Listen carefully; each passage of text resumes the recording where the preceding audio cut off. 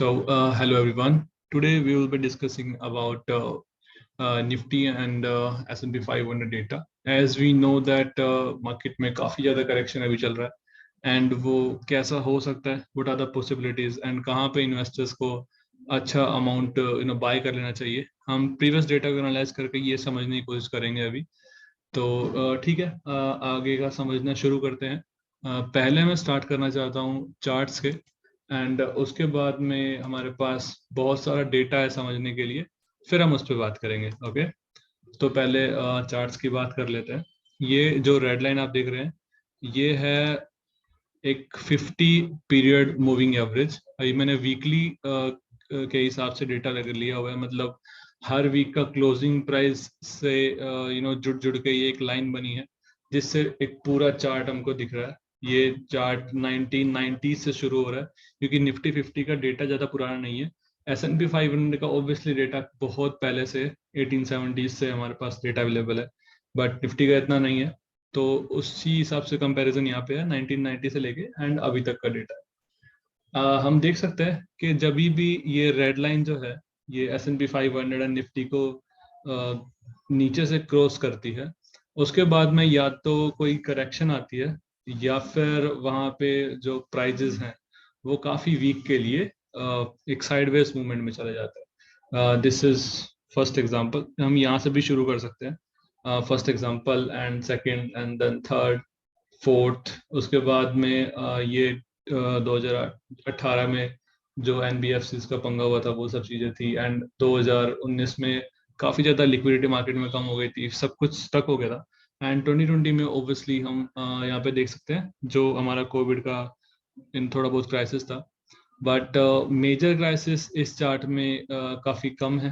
For example 2008 और 2009 का जो फाइनेंशियल क्राइसिस था, उसके बाद ये जो .com बूम के बाद सब क्रैश हुआ था, तो काफ़ी कम डेटा है. बट ठीक है, हम समझ सकते हैं कि पॉसिबिलिटीज अभी ये है जैसे ही यहाँ पे करेक्शन शुरू हुई है. Let me zoom it out.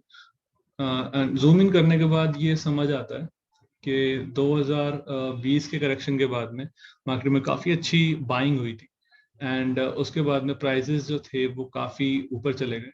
And अभी ओब्वियसली या तो काफ़ी टाइम के लिए उनको थोड़ा साइडवेज होना पड़ेगा या फिर करेक्ट होना पड़ेगा ताकि वैल्यू जो है वो प्राइस के साथ मैच कर सके.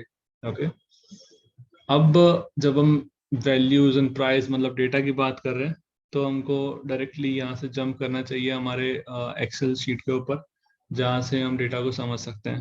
ओके, तो मैं अभी इसको कुछ टाइम के लिए मिनिमाइज कर रहा हूँ. ओके, तो ये जो शीट है ये S&P 500 की शीट है, मतलब US का जो इंडेक्स है उसका डेटा है. एंड यहाँ पे हमारे पास निफ्टी 50 का डेटा है. ठीक है, पहले निफ्टी 50 का डेटा को समझते हैं क्या कुछ यहाँ पे है. तो मैंने क्या किया, निफ्टी के डेटा का एक पहले से ही आप लोगों के लिए कुछ चार्ट्स तैयार करके रखे हैं जिससे हम समझ सकते हैं. ये जो चार्ट है ये वाला चार्ट को हम देख के ये समझते हैं कि इस चार्ट में दिखाया हुआ है जो भी minimum PE and minimum dividend yield है. पीई क्या होता है बेसिकली, जो आपका पीई रेशियो है वो बनता है जब अपने प्राइस को डिवाइड करते हैं आपकी अर्निंग्स के साथ में. ठीक है, तो आपकी जितना अर्निंग्स है प्राइस है उन दोनों को डिवाइड करेंगे तो प्राइस टू अर्निंग रेशियो हो जाता है. मतलब इससे समझ में आता है कि आपकी अर्निंग्स आपके प्राइस के कंपैरिजन में कैसे चल रही है. Okay, good. And dividend yield में हम क्या करते हैं, जो भी डिविडेंड पे ऑफ करते हैं उसका देखा जाता है कि आपका प्राइस कितना है और उसके आप अकॉर्डिंग कितना डिविडेंड पे कर रहे हैं. ठीक है, तो आपका प्राइस एंड आपका डिविडेंड पे कितना है वो आपका डिविडेंड यील्ड बताता है. आप डिविडेंड पे करते हैं अपनी अर्निंग्स में से, जो आपका रिजर्व्स बचते हैं उससे आप अपने डिविडेंड्स पे करते हैं अपने शेयर होल्डर्स को. ठीक है, 1 सेकेंड. ओके, तो थोड़ी बहुत अंडरस्टैंडिंग के लिए बताया था. आप बाकी गूगल कर सकते हैं, एग्जैक्ट फॉर्मूलाज वहाँ पे सब कुछ लिखे हुए हैं. यहाँ से अंडरस्टैंडिंग हो गई होगी आपकी कि क्यों ये समझना जरूरी है. ठीक है, तो यहाँ पे एक रेंज देख सकते हैं प्राइस टू अर्निंग रेशियो में। एक मिनिमम ये है हर मंथ्स के, यहाँ पे हर क्वार्टर के मिनिमम पीई रेशियो से के डोट्स को कनेक्ट करके ये एक लाइन बनी है। एंड जब 2000 2013 से लेके 2090 तक का जो डेटा है, वहां पे कभी ना कभी हमको जो पीई रेशियो 15 से कम आता हुआ दिख रहा है। ठीक है, लास्ट टाइम 15 के आसपास पीई रेशियो आया था 2013 में।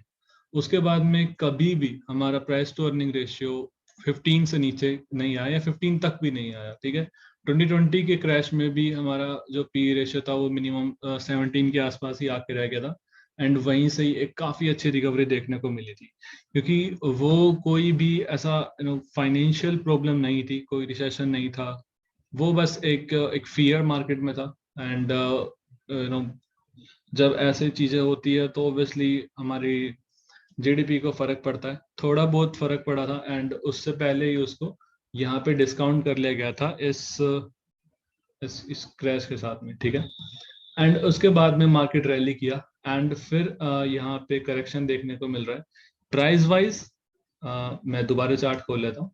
प्राइस वाइज इतना ज्यादा करेक्शन नहीं हुआ है, 2020 के आसपास के एरिया पे तो हम बिल्कुल भी नहीं आए हैं, लेकिन हमारी जो पीई रेशियो है वो काफी कम हो गया है। इसके पीछे रीजन क्या है, अभी मैंने बताया था। उसका फॉर्मूला जो है, हम अर्निंग्स एंड प्राइस को आपस में डिवाइड करते हैं समझने के लिए कि उसका प्राइस टू अर्निंग रेशियो कितना है। मतलब हमारा जो अर्निंग्स है वो इंक्रीज हुई, तभी जो हमारी अर्निंग्स थी इस एरिया में, जो जो ये जो हमारा थोड़ा सा करेक्शन देखने को मिल रहा है, हमारी ब्लू लाइन है। ठीक है, S&P 500 ग्रीन लाइन है, हमारी ब्लू लाइन है। हमने बहुत ज्यादा करेक्ट नहीं किया, हमारा हाई था 18,000 समथिंग का, अभी हम 16,000 समथिंग पे है। बहुत ज्यादा करेक्शन नहीं आई है, बट पी रेशियो में बहुत ज्यादा करेक्शन आ गई। रीजन उसके पीछे यही है कि अर्निंग्स जो है वो इंक्रीज हुई, जिनने प्राइस के साथ में मैच करके वैल्यू को थोड़ा बहुत करेक्ट किया। ओके, एंड हम अगर देखिए डिविडेंड यील्ड को, तो डिविडेंड यील्ड में भी सेम चीज है, वो भी बड़ी है। डिविडेंड यील्ड जब ज्यादा होती है तो उसका मतलब होता है आपको एक अच्छी वैल्यू मिल रही है। यहाँ पे देख सकते हैं डेटा में 2008 के टाइम पे डिविडेंड यील्ड जो था वो 2% से ऊपर की थी। एंड लास्ट टाइम कोविड के टाइम पे 2% के आसपास डिविडेंड यील्ड देखने को मिली थी। काफी अच्छी डिविडेंड यील्ड पहले के टाइम हुआ करती थी। जैसे जैसे हम आगे जाते जा रहे हैं, डिविडेंड यील्ड ऑब्वियसली कम होती जा रही है। एंड अभी यहाँ से अगर हमको और अच्छा डेटा समझना है तो हम स्टेटिस्टिक्स को समझना चाहेंगे, जिससे हमको अच्छे से समझ में आ जाएगा। ठीक है, तो ये एक और पीई का चार्ट है। वो वाला चार्ट जो था ये मिनिमम चार्ट था, मतलब हर क्वार्टर के मंथ के मिनिमम पीई को जोड़ के बनाया हुआ था। ये वाला जो नेट पीई जो है उसका चार्ट है। ओके, तो हम स्टैटिस्टिक्स समझते हैं। यहाँ पे क्या बोलते हैं, जो हमारा मिनिमम पीई रेशियो था इस टाइम पीरियड का वो 10.68 था। एंड जो मीडियन पीई है वो 20 है। ठीक है, मतलब हाई, मीडियन और लो। तो हमारा हाई जो था वो 42 का है, एंड लो जो है वो 10 का है, एंड मीडियन जो है वो 20 का आसपास है। तो यहाँ पे वैल्यू कहाँ पे हमको दिखती है, अगर मार्केट में क्रैश आता है तो कितना पी होना चाहिए जहां से हम खरीदना शुरू कर सकते हैं, इन्वेस्टमेंट लंबे टाइम की रखनी शुरू कर सकते हैं।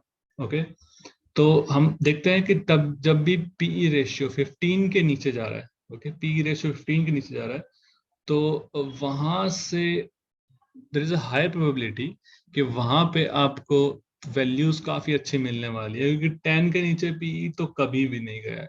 अगर आपको पीई 15 के नीचे जाता हुआ दिखता है, that is the best time कि जब आप एक्यूमुलेट करना शुरू कर सकते हैं, मतलब थोड़ा थोड़ा खरीदना शुरू कर सकते हैं।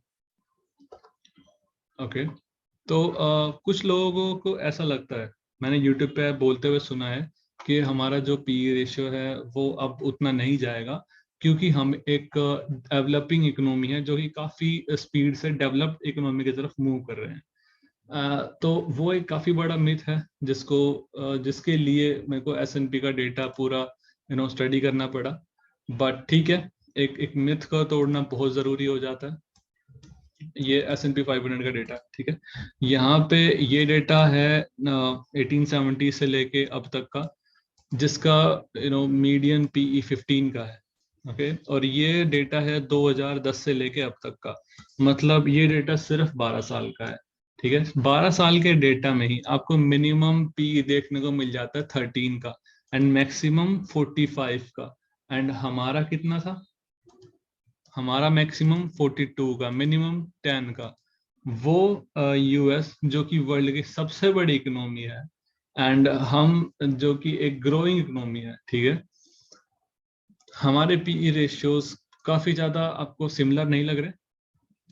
तो इस बात से ये जो डाउट था वो साफ खत्म हो जाता है कि ऐसा कुछ नहीं है कि अगर हम डेवलपिंग इकोनॉमी है तो हमारे PE जस्टिफाई नहीं करेंगे।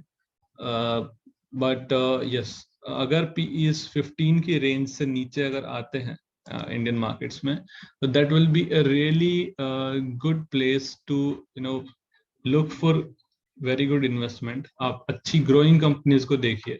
अच्छी ग्रोइंग कंपनीज को आप कैसे ढूंढ सकते हैं? सबसे पहले उनके PE रेशियोज को कंपेयर करके आपस में। फॉर एग्जांपल, किसी सेक्टर के अंदर में 10 कंपनीज है, तो आप उनका PE रेशियो देखिए, एंड उनका price to earning growth ratio देखिए। उनके प्राइस टू अर्निंग में ग्रोथ कितनी हो रही है, इस PE रेशियो की ग्रोथ कितनी हो रही है, PEG रेशियो।